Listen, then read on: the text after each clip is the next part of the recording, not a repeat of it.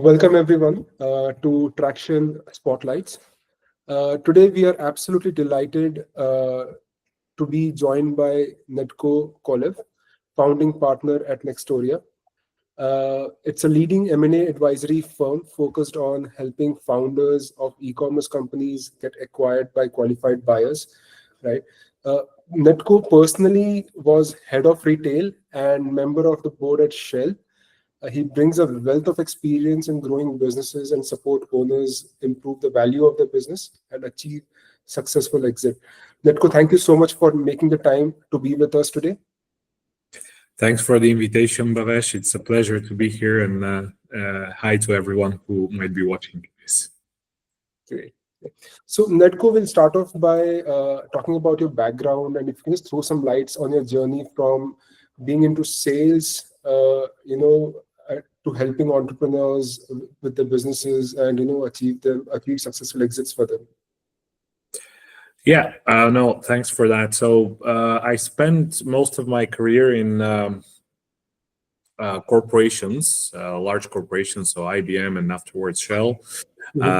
And my work has most of the time revolved around global, multinational, international deals and sales with global players in the world, in the automotive world or in the IT space. But I also have experience in running an entire business unit of Shell where I had more than 1,000 people that I was responsible for. But I've always been into sales and negotiations of large value deals. And in essence, the essence of M&A, especially on the small and medium-sized space where we are focused on, really revolves most around negotiating the best possible terms for our clients, whereas the financial structuring of the deals is, I'd say, very important, but is not the difficult part, let's say, of our work. Yeah, I think the negotiation part itself is the most challenging part because you need to make both the parties happy. Otherwise, exactly. That's what I've in a deal and in a transaction. It's not always important to be on top, but identifying the win-win kind of scenarios that work for everyone involved and that makes everyone happy is the best possible deal outcome that you can have, even if we really are protecting the interests of our sell-side clients. Correct. So, Netko, if you can just, we are seeing a lot of changes that artificial intelligence has been bringing around to, and affecting a lot of industry, right? How has this affected your work and your industry here? It's an interesting question. So far, I think we're in a good position because, let's say, sales, it seems like will be the last one to be overtaken by AI. We all know that we'll all be replaced someday, but let's say that on our end, probably we're in a good position. But AI is definitely improving our capabilities to do proper work, especially when it comes to identifying the right buyers for a potential seller that we represent. So we leverage a lot AI and also the vast amount of data that Tracxn provides us, but we leverage AI to actually identify the right buyer for a particular seller when we have a sales side mandate. So I'd say AI is actually making us better in what we do because we are able to access more buyers when we do a competitive tender process, M&A process. That's amazing. So you basically have built a tool where you actually feed in the data, and then it basically automates and gives you the entire information out. Correct. It basically we feed the data and it scrapes around it, and basically it is a matching tool where we tell the tool this is the business that we're trying to sell, and it actually tells us, okay, these are the buyers that could be a good fit for your for the That's business that you do. So that's amazing. That's amazing. That's actually innovating the entire industry here, if I'm not wrong. that's what we're trying to achieve indeed. The other, I'd say, impact is that what we notice, because we are an M&A advisor focused on SaaS and uh, tech companies, IT service companies. Uh, Mhm. what we see is that a lot of founders in the space are actually concerned about what's coming next, Mhm. and they seek M&A as a potential way forward for them. Probably being concerned that how whether they could become obsolete in the future, so they prefer to achieve to go for an exit. Correct. So why not? I mean, I have seen a lot of investment bankers. Advisors specifically uh, look at fundraising as well and M&A both. But you chose to actually choose M&A specifically and not fundraising, I'm assuming. Any specific reason for that? I mean, you see a lot of opportunities in M&A, or Yeah.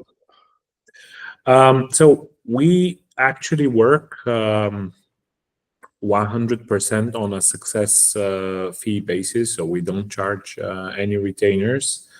yeah. And from that perspective, we need the size of the opportunity to be large enough to cover our costs is one thing. But the other thing is we actually help some companies with their fundraising activities, but on an, I'd say, more ad hoc basis. The Mhm. main challenge there is that when it comes to fundraising, the VC funds do prefer to speak to the founders themselves, because they Mhm. don't only invest in a business, they invest in the founder, and they a Right. lot of the VCs don't like having someone in the middle as an intermediary between the two. Whereas when Mhm. it comes to M&A, a lot of the buyers actually prefer to have an advisor on the other side, because they know that the transactions tend to be way better structured, easier communication. We Mhm. know what they're looking for. We are quick in providing the necessary information, versus them having to deal with the founders themselves, who are not experienced in preparing the information the way that the buyer would like to see that. So from that perspective, we see a lot better fit being focused in on M&A rather than fundraising. But we Right. do support some founders with their fundraising activities, Mhm. especially when we see a lot of potential in a particular company, so that we Mhm. could potentially be their M&A advisors once they're ready for the exit.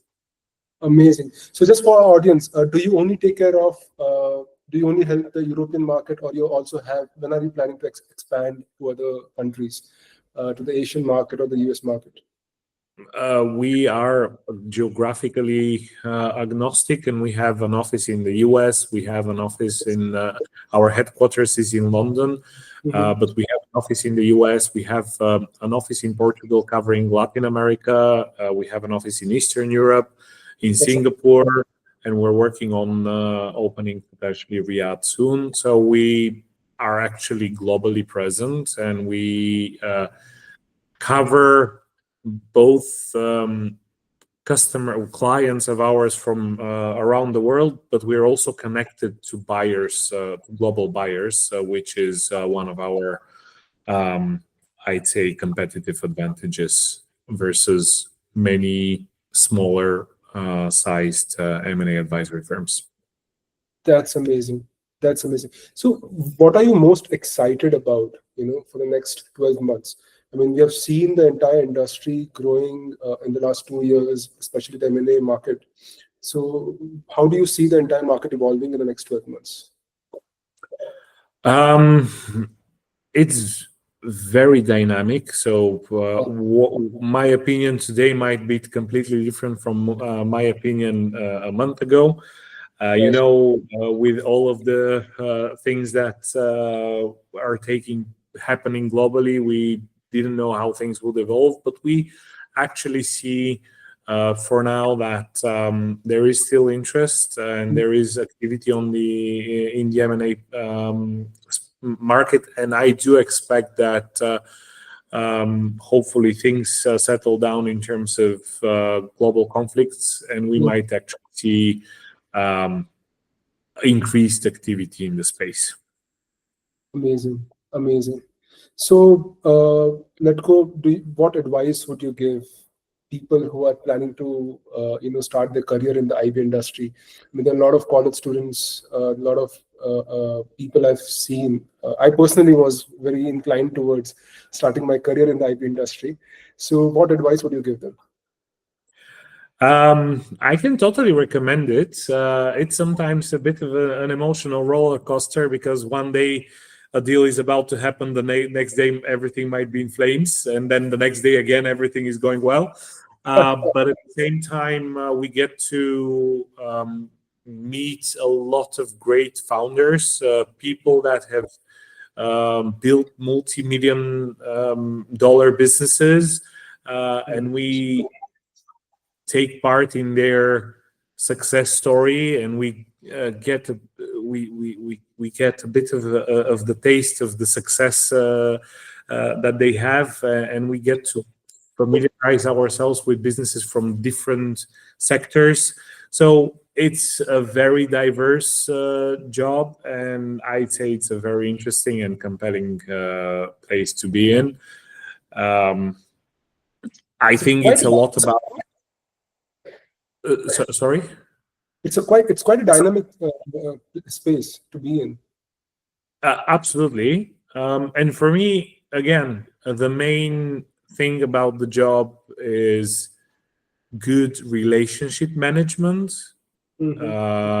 And so if you're a person that can manage relationships with various stakeholders, you might be the right person for the job. A lot of people mistake it with a lot of finance background and knowledge, which is important, but I'd say relationship management and negotiations is what the negotiation skills is what makes a successful M&A advisor.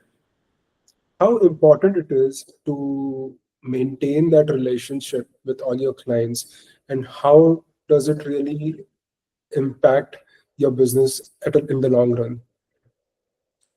Oh, it's very important. So a lot of our job is about also managing the emotions of our clients during an exhaustive M&A process, because an M&A process could take somewhere between 6 and 18 months. And especially in the last mile, when we are negotiating with the buyers and are fine-tuning all of the aspects of the deals, it can be very, very tiring, emotionally loaded. And we need to be there and to tell the founders to relax, not to be emotional, and to manage that because emotions and, I'd say, ego can Absolutely.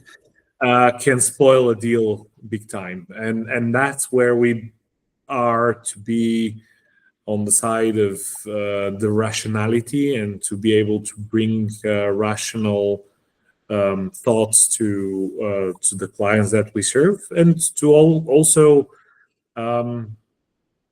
rationalize a bit of the aspects or the negotiation tactics of the buyers, and to to actually tell our customers, don't worry, it is a negotiation tactic. You should not be influenced, impacted, and don't worry about it. We are there to support you.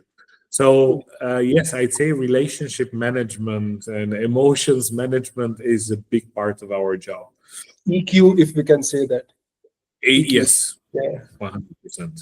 Wow, that's amazing. How long does this deal last? I mean, when you actually get into any kind of transaction, when somebody comes to you, I've heard probably sometimes it lasts for say 3 months, it lasts for 6 months. It's a long journey. It's not a very it's nothing like happens within a month or two. Absolutely. Honestly, the fastest deal that we have done is 4 months from signing the engagement with the customer to signing the contract with the buyer. But this is also a bit of luck there. That's the fastest you're saying. Okay. Yes, that's the fastest that we have done is 4 months, which includes the due diligence period, the negotiations of the share purchase agreement, everything. But that was, all the stars need to be aligned to be that quick, because there was our client, and we knew a buyer that was looking exactly for this type of software. So this was the first buyer that we connected. They made a really great offer. The founder before that had done a few attempts with some other buyers, and this was by far the best offer that he got. So he was ready to move forward fast and didn't want to explore the market further. But usually I'd say 6 months is the minimum time for a deal. Usually between 6 and 12 months is kind of the average, because it takes time to really explore the market. We're contacting for a particular opportunity, usually between 400 and 700 potential buyers. These are a lot of conversations to have. Also building the materials, the marketing materials, the structuring the financial information. All of this takes time, and in order to have a really good exit, it's important to dedicate that time in order to really get the best possible offer. And the only way to get the best possible offer is to actually have at least 5 offers on the table and to be able to leverage between them so that you can extract the most value out of a deal. So you just can't have one buyer and just talk to them and try to negotiate, because the negotiating terms were probably not aligned. So you need to have your options open to at least 4 to 5 buyers where you actually negotiate and get the stars aligned.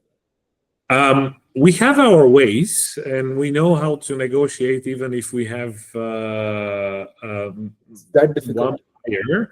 But definitely the better place to be is when you have a number of offers, at least several offers, at least 5 to 10, and then you can really leverage those offers and negotiate tough and to achieve the best possible outcome for the client. But it's not necessarily a must. Right. So Nedko, thank you so much for sharing the insights.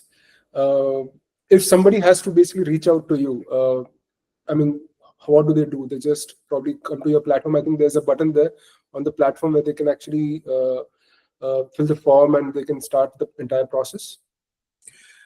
Yes, on our website, they can find that there is a form that they can fill in. Easily, they can look me up on LinkedIn and get connected. That's also a very easy way of reaching out to us. We are very responsive. Amazing. Thank you so much, Nedko. So we'll just wrap up this session now. Thank you very much, Bhavesh. It was a real pleasure for me. I appreciate it. Thank you very much. Thank you.